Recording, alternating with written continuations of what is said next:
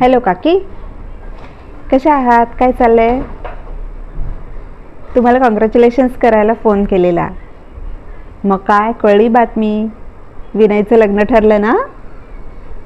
आणि काय, कशा आहेत सूनबाई? नाही नाही, प्रश्नच नाही. मी बघितला फेसबुकवर फोटो, सुंदरच आहे. किती गुण जुळले काकी? का पत्रिका नाही पाहिली तुम्ही? मान्य आहे लव्ह मॅरेज आहे, तरी पत्रिका मस्तच आहे काकी.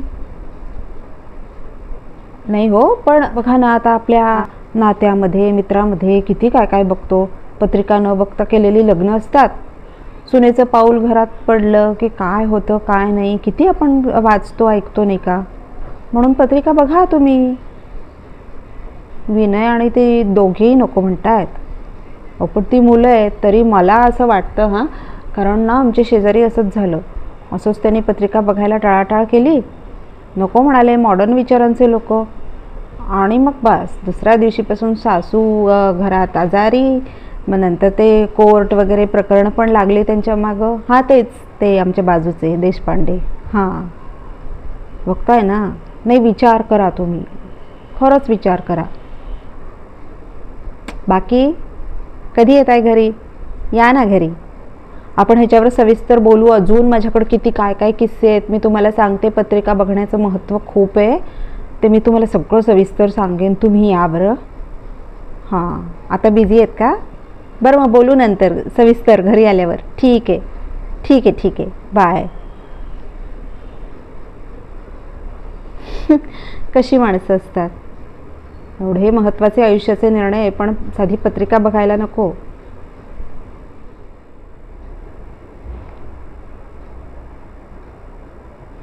हां हॅलो राधा, काय गो, माझी आठवण नाही येत ना तुला?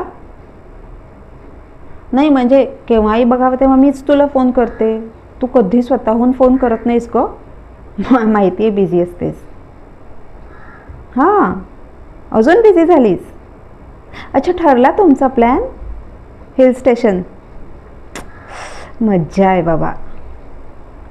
नाही गो, मी किती वर्ष कुठं गेलेच नाही.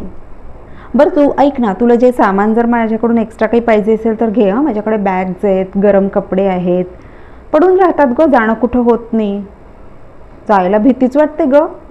आजकाल काय एक एक ॲक्सिडेंटच्या बातम्या ऐकतो आपण. बाय रोड गेलं तरी ॲक्सिडेंट, नाहीतर ट्रॅफिक जॅम. रेल्वेने जा, रेल्वे ॲक्सिडेंटच्या बातम्या येतात. आणि मला वाटतं आकाशात पण विमानांची बरीच गर्दी झाली आजकाल. विमानांचे पण धडाधड ॲक्सिडेंट होत आहेत. तुम्ही मात्र नीट जा हां. हॅपी जर्नी आत्ताच. आणि हो, काही लागलं वगैरे सामान तर पाठव कोणाला तरी. चल मग भेटू, बाय. अशी माणसं असतात आपल्या अवतीभोवती. आताची 2 संभाषणं तुम्ही उदाहरण दाखल ऐकलीत ना, म्हणजे ती माणसं वाईटच असतील असं नाही, पण आपण नेमकं कुठल्या वेळी काय बोलतोय ह्याच्यामुळे लोकांच्या मनात संशयाची जाळी तयार होतात. निगेटिव्ह विचारांचे किडे, आळ्या हे मनात घर करायला लागतात. हे त्यांना समजत नाही.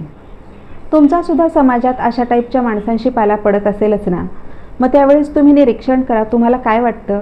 दिवसभर कदाचित ते चांगलं बोलले असतील, त्या संभाषणाचा भाग आपण विसरून जातो, पण हे निगेटिव्ह जे अगदी विषारी आळ्यांसारखं, विषारी किड्यांसारखे जे विचार असतात ना, ते तुमच्या मेंदूत मात्र घर करून राहतात.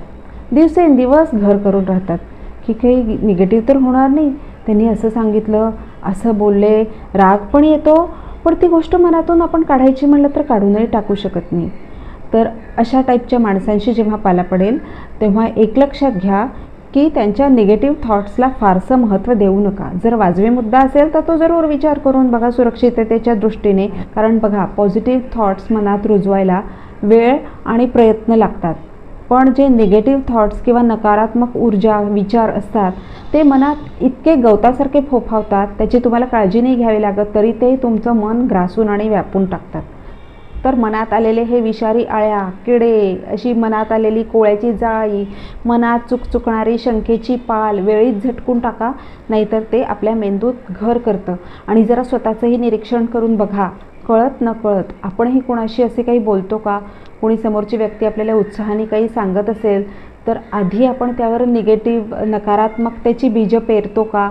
अशी बीजं फार वेगाने फोफावतात बरं का. आपलं मन असू दे किंवा दुसऱ्यांचं मन असू दे, मानवी मन हे एकसारखंच आहे.